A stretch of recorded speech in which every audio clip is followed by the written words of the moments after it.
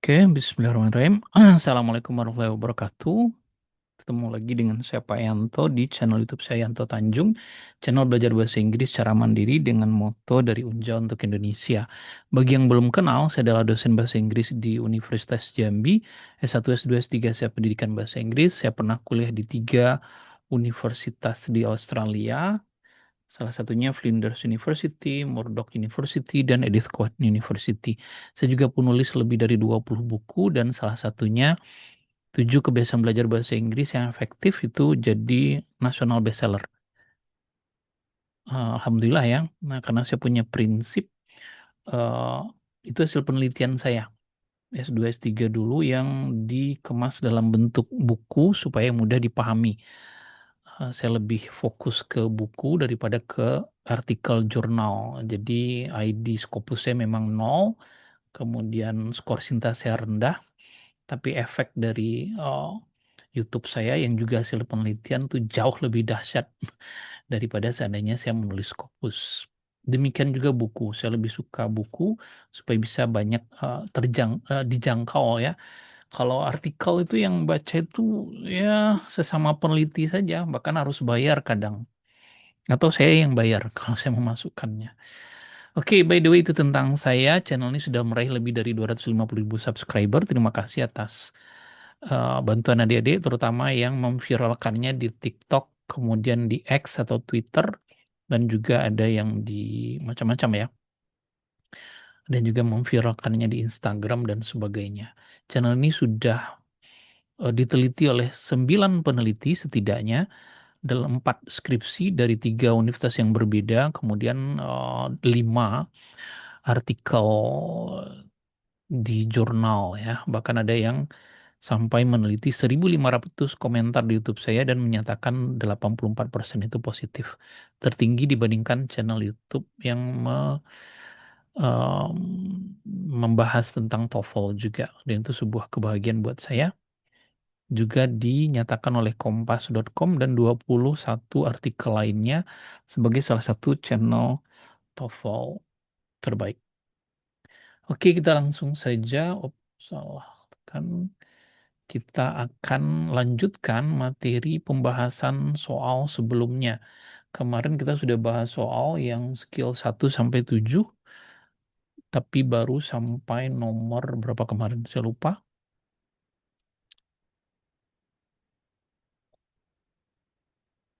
Sampai nomor 12 ya. Nah, saya pilih ini 12, 13 sampai 29 nantinya.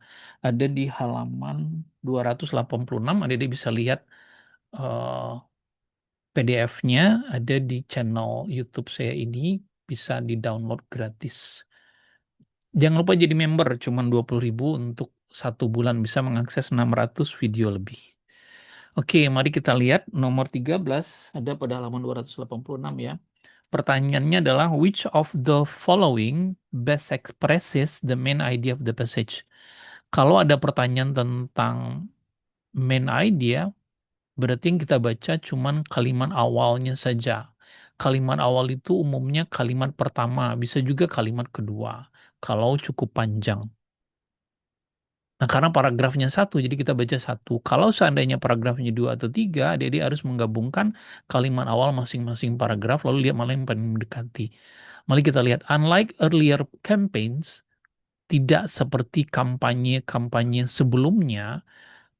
Nah, kampanye presiden 1960 tentu saja ini di Amerika ya, itu memasukkan ya fitur yang cukup inovatif dan cukup berpengaruh yaitu serial debat televisi di antara kontes calon ya antara Partai Republik dan Partai Demokrat.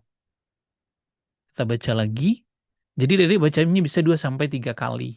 Oh lama dong Pak. Nah kalau sering latihan biasanya ini tidak lama. Saran saya banyaklah baca soal-soal seperti ini. Kan banyak yang bilang Pak kosakata kami masih kurang, ya udah baca aja yang kayak gini nih. Cari di kamus kalau nggak tahu artinya. Dengan begitu kosakata kita bertambah. Tidak dengan menghafal 10 kata per hari.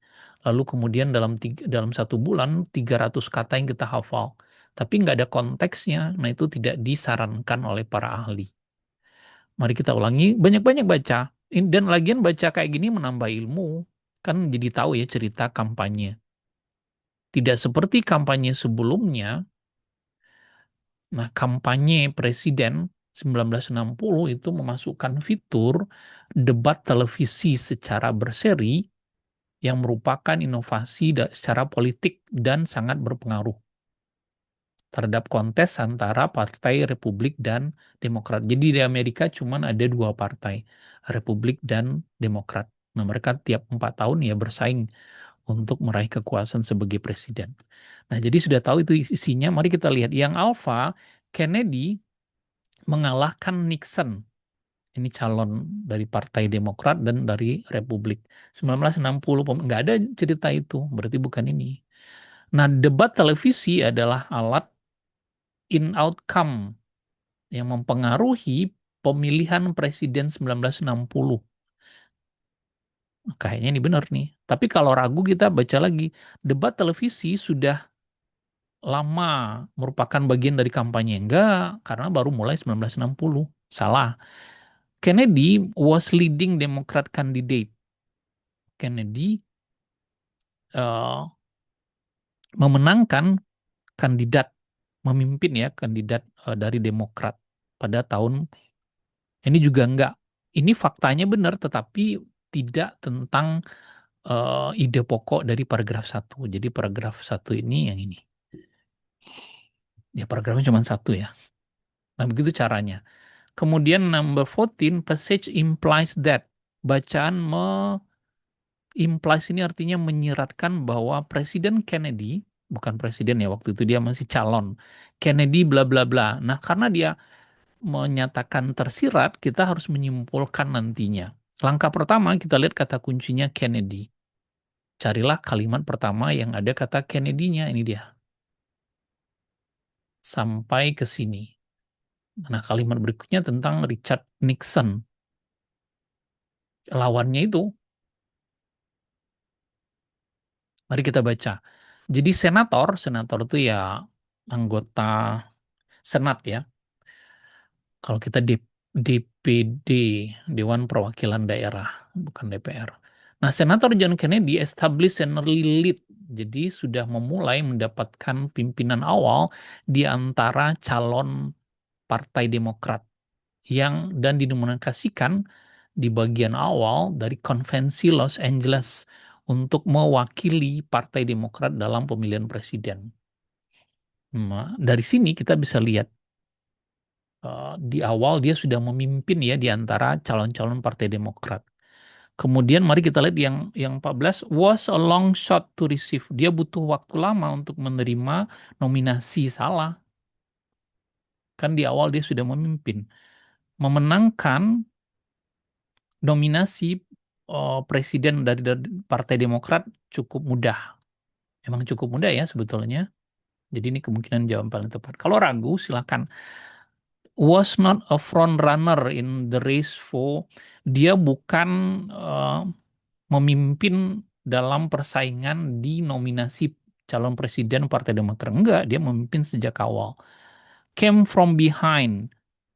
Nah, dia eh, mendapatkannya awalnya dia di belakang, baru kemudian memenangkan. Jadi tertinggal, lalu dia memenangkan. Enggak, dia sejak awal sudah memenangkan. Berarti jawaban yang paling tepat adalah yang ini. Kalau ragu nanti dibaca lagi, silakan dipauskan. Number 15. Jadi setiap menjawab soal ini sebelum saya jelaskan, adik-adik coba dipauskan dulu, coba jawab sendiri dulu. Number 15 masih halaman 286 ya.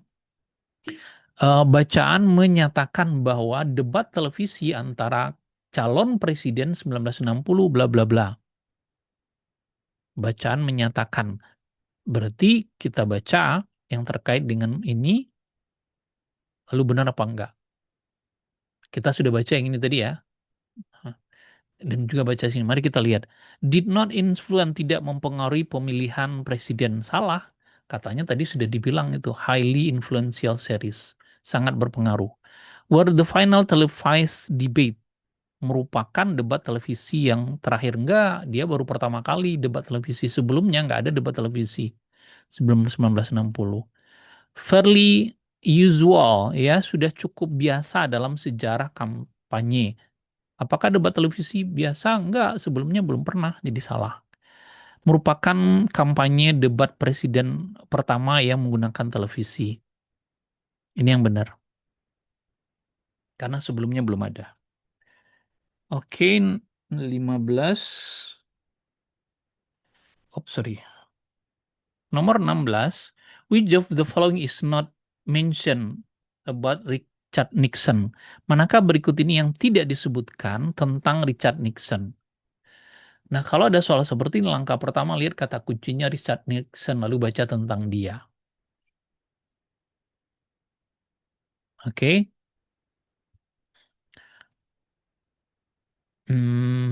Mari kita lihat.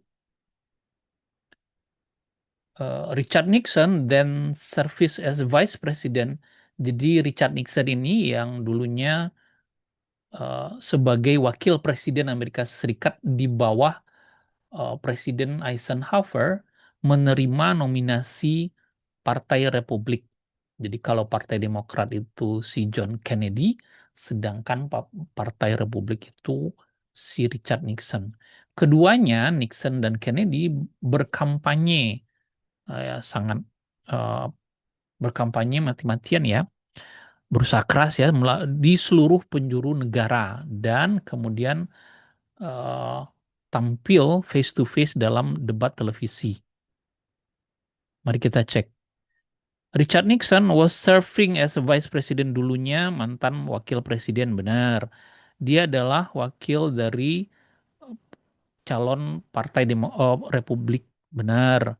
Dia kampanye mati-matian di seluruh negeri, benar juga, karena dua-duanya berkampanye, ya. Nah, berarti ini nih yang salah, yang tidak disebutkan, ya. Dia didominasi pada awal pemilihan awal di Partai Demokrat. Enggak, yang awal didominasi itu adalah first ballot itu adalah Kennedy. Di Richard Nixon nggak ada disebutkan. Bisa saja dia memang, tapi nggak ada disebutkan. Yang disebutkan itu adalah ini dia. First ballot itu adalah John Kennedy, bukan Richard Nixon. Nah, jadi dia harus memahami pertanyaannya. Bukan berarti itu salah, tapi tidak disebutkan. Kemudian 17, the passage state in debate, bacaan menyatakan bahwa dalam debat dengan Nixon, Kennedy memperlihatkan ke rakyat Amerika bahwa dia adalah. Nah, mari kita lihat. Oh, jadi para ahli politik menganggap bahwa debat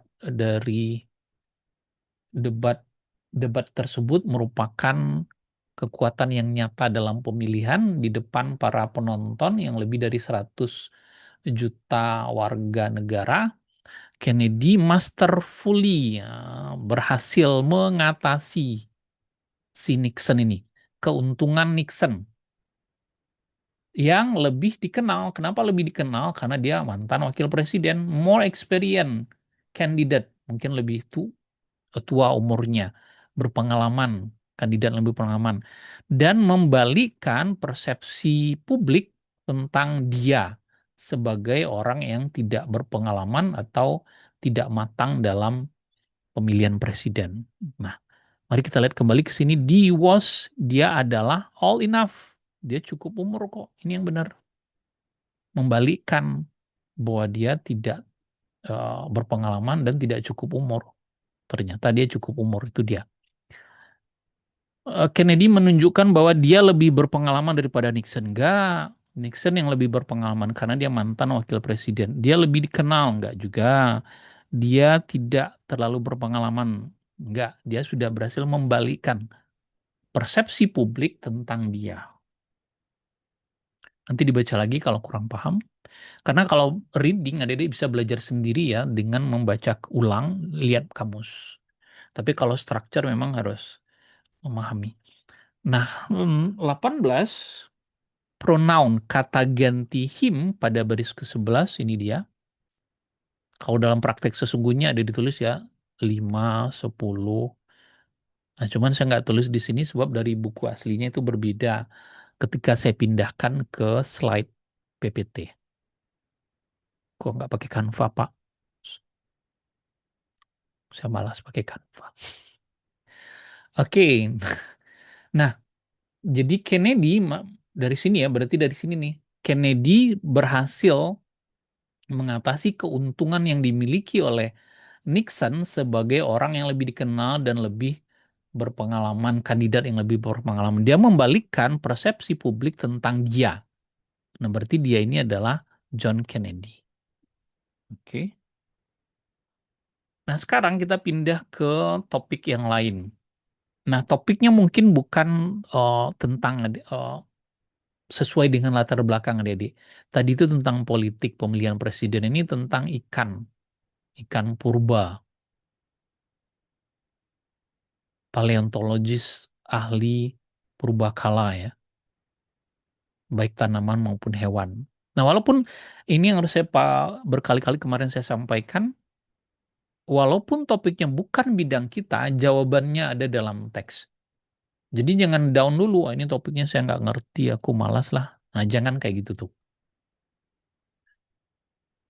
Nah, cara mempelajarinya menambah kosakata, saran saya baca dari awal sampai akhir. Kalau mau belajar sendiri ya, tapi kalau dalam tes sesungguhnya nggak usah dibaca. Cukup baca kalimat awal masing-masing paragraf, sepintas lalu dari sini sampai sini, terus sini sampai sini, sini sampai sini, baru lihat pertanyaannya. Pertanyaan pertama atau nomor 19 lanjutan, topik dari bacaan preceding yang mendahuluinya kemungkinan adalah. Kemarin ini sudah dibahas preceding dan following. Kata kuncinya di situ. Kalau preceding baca saja kalimat pertama. Kalau dia following baca kalimat terakhir paragraf terakhir di sini. Kalau dia following, tapi karena dia nanyain preceding, topik paragraf sebelumnya kemungkinan besar apa? Nah, baca aja kalimat awal ini. Unlike this fish, tidak seperti ikan-ikan ini yang betul-betul sudah punah, silakan, bacanya silakan ya, bukan kolacan, enggak ya. Silakan. Adalah sejenis ikan yang dulunya diyakini punah. Tidak seperti ikan-ikan ini yang betul-betul punah. Nah, berarti ini tentang kepunahan. Ini dia, berbagai macam ikan yang punah. Bukan penemuan silakan. Bukan juga tentang ini nggak ada disebutkan ya. Disebutkan di bagian kalimat kedua. Mengecek kembali status sejumlah sejak beberapa jenis ikan. Bukan tentang prehistoric sea creature. Makhluk hidup di laut di zaman prasejarah. Nah, berarti jawabannya yang ini. Ingat kata kuncinya adalah preceding. Kemudian number 20, this question is about a fish. Bacaan ini tentang sejenis ikan, bukan seekor ikan di sini maknanya, sejenis ikan. Mari kita lihat di sini. Ini sebetulnya sudah menjawab di sini ya. Tidak seperti ikan-ikan ini yang betul-betul sudah punah, silakan adalah jenis ikan yang diyakini sudah punah. Tetapi penemuan pada abad ke-20 yang tidak disangka bahwa kehidupan silakan itu telah membuat eh, mengecek kembali ya status dari makhluk prasejarah yang diyakini sudah lama menghilang dari bumi. Jadi dia ternyata eh, apakah dia sudah punah? Enggak, silakan. Bukan tentang ikan yang punah. Yang punah itu yang sebelumnya. Kemudian punah. Dulu punah enggak ya? Dia sebetulnya tidak pernah punah, cuman diyakini punah. Sekarang sedang punah enggak juga. Nah, ini yang benar. That surprisingly is not, dan mengejutkan ternyata dia tidak punah. Orang menyangkanya dia punah. Number 21, it can be inferred, dapat disimpulkan dari bacaan bahwa Dinosaurus yang pertama kemungkinan muncul di bumi sekitar, nah mari kita cari kata kuncinya dinosaurs. First dinosaurs, mana dia? Ini dia, first dinosaurs. Berarti jawabannya dari sini. Dari fosil yang tersisa tentang silakan, para ahli purbakala telah menentukan bahwa silakan itu dulu eh, pernah eksis ya, sekitar 350 juta tahun yang silam, selama era Paleozoik, more than lebih dari 100 tahun sebelum dinosaurus ada di bumi. Nah, pertanyaannya kapan dinosaurus ada di bumi? Nah, tentu 350 tahun dikurang 100. Jawabannya 250 juta tahun yang lalu. Jadi kan ini 350 tahun yang lalu, nah 100 tahun sebelum itu, 100 tahun sebelum itu, 100 juta tahun sebelum itu ada dinosaurus. Nah, jadi kurangnya aja. Ini waktu sekarang. Ini waktu yang lama dan seterusnya. Nanti dihitung sendiri. Ini memerlukan logika, baca berkali-kali, pahami berkali-kali. Number 22, silakan were believed to have died out after existing for. Nah, silakan ini jenis ikan yang langka tadi diyakini dia itu pernah menghilang sesudah eksis selama berapa tahun. Nah, mari kita lihat have died out. Kata kuncinya di situ, ini dia. Have died out. Selama berapa tahun dia menghilang. Nah, jadi kan tadi dia 350 tahun yang lalu, dia sudah 350 juta tahun yang lalu sudah ada. Kemudian the most recent fossil silakan date itu eh, fosilnya yang paling terbaru, most recent ya, yang paling terbaru itu sekitar 750 juta tahun yang lalu. Balik lagi ke sini, 350 tahun, kemudian 100 tahun yang lalu, kemudian 70 juta tahun yang lalu. Nah, pertanyaannya adalah, sulakan ini dipercaya berapa lama dia lenyap? Jawabannya tentu 350 tahun ya dikurang aja 70. Berarti 350 kurang 7, 280 tahun yang juta tahun yang lalu ya. Nah gitu. Jadi sesimpel itu. Dibaca lagi kalau tidak terlalu yakin. It can be inferred, dapat disimpulkan dari bacaan bahwa kata silakan berasal dari bahasa Yunani yang bermakna apa? Silakan berasal dari bahasa Yunani. Mana kata-kata silakan, namanya, bernama dan seterusnya. Kita lihat distinctive other fish. It was named. Nah, itu dia. Dia dinamakan karena hollow spine. Spine itu artinya tulang belakang ya, tulang belakang yang berongga. Berarti jawaban yang ini. Jadi tulang belakang yang berongga, bahasa bahasa Yunaninya, Greek, itu adalah silakan. Karena itu satu-satunya ya kata kuncinya. 24. What is stated in the passage about the prehistoric silakan? Apa yang disebutkan dalam bacaan tentang silakan zaman prehistorik? Ini dia.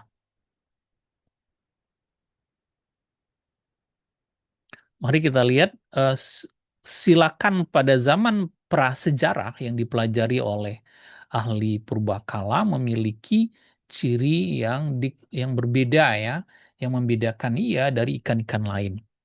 Yang pertama katanya dia dinamai karena tulang belakangnya yang berongga dan diketahui dia memiliki he have been a powerful carnivore. Berarti dia adalah sejenis karnivora. Karnivora itu pemakan daging.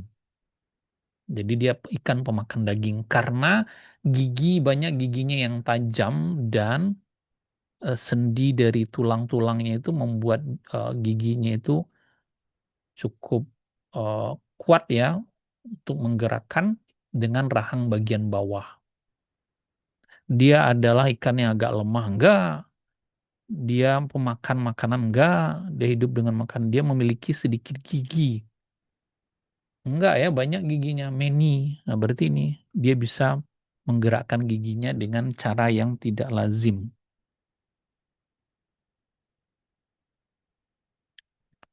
25. Kata it pada baris ke-14. Hmm, Ntar ya, saya cek dulu baris ke-14 itu paragraf. Oh ya, ini dia. It also, ini dia ya. It also had appeared. Dia juga memiliki, ini barusan kita baca tadi ya, dia memiliki sepasang sirip yang with unusual bony muscular development dengan otot dan tulang yang tidak lazim. Dia ini siapa? Tentu silakan ya. Dia memiliki, kan ceritanya dari sini tadi, dari kata silakan, prehistorik silakan.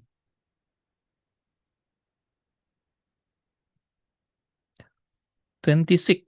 Menurut bacaan, mengapa ilmuwan yakin bahwa silakan prasejarah itu adalah flesh eater, pemakan daging. Mana tadi kata-kata karnivora, pemakan daging. Ini dia. Karena ini giginya yang banyak ya, banyak yang tajam-tajam, dan ini juga eh, sendi yang khusus yang memungkinkan giginya itu bergerak dengan cara yang tidak biasa. Berarti ini dia ya, gerakan dan bentuk giginya. Bukan karena eh, apa tadi tulang belakangnya nggak ada kaitannya. Bukan karena ukuran kerangkanya, tengkoraknya nggak juga. Bukan juga karena perkembangan dari tulang dan ototnya yang tidak lazim.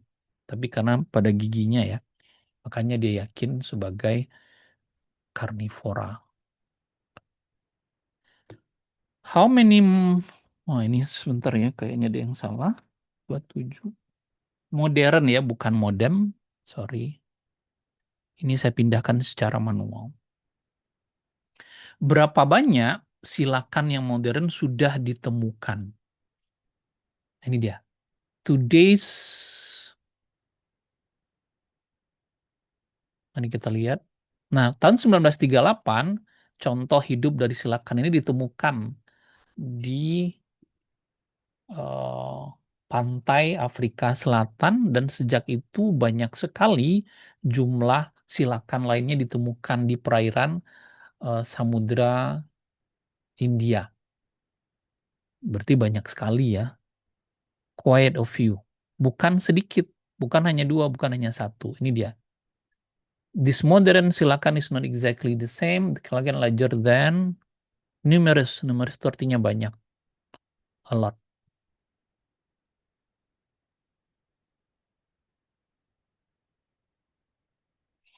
Nah, mana yang tidak benar tentang silakan prasejarah menurut bacaan?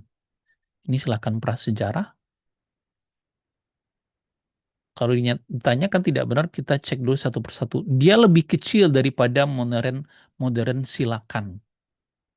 Modern silakan itu mana modern silakan? Modern silakan ada di sini. Modern silakan, today silakan is larger. Berarti prasejarahnya lebih kecil dibandingkan modernnya. Modernnya katanya lebih besar, berarti ini lebih kecil. Benar. It measure dia berukuran sepanjang 6 kaki.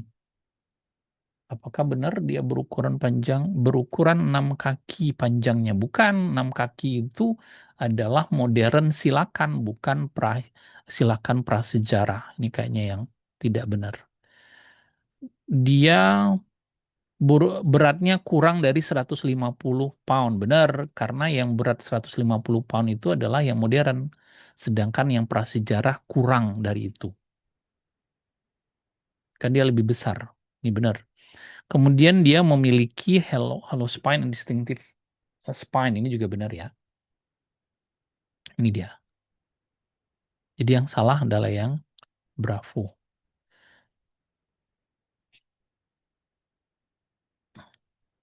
Terakhir, paragraf mana yang menjelaskan versi silakan yang lebih awal? Yang lebih awal itu berarti yang prasejarah, bukan yang today's yang modern.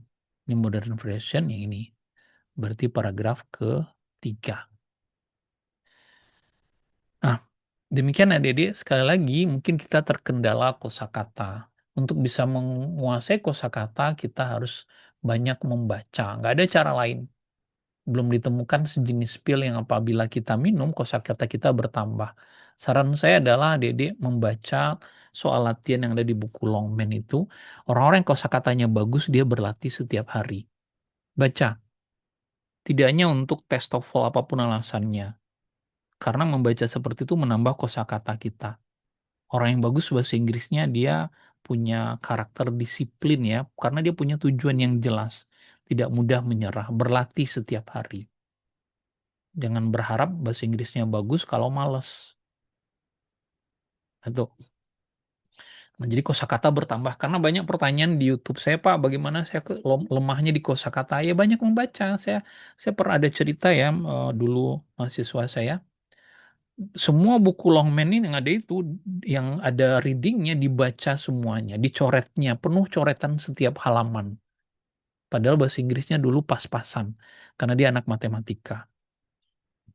Tapi sekarang apa yang terjadi? Dia dapat beasiswa 2 kali, master, dapat LPDP di Belanda dan PhD juga di Belanda. Dari orang yang bahasa Inggrisnya pas-pasan, tapi punya cita-cita ingin mengubah nasib melalui bahasa Inggris, jadilah dia orang yang sukses belajar. Jadi orang sukses tuh sama karakternya. Nggak ada yang pemalas. Jadi dia rajin. Ketika dia malas, dia ingat, oh saya punya cita-cita seperti ini. Saya ingin perbaiki hidup saya, untuk itu saya harus bisa bahasa Inggris, supaya bisa kuliah di luar negeri, cari kerja di sana, dan seterusnya. Oke, thank you very much for attention. See you goodbye. Assalamualaikum warahmatullahi wabarakatuh. Bye-bye.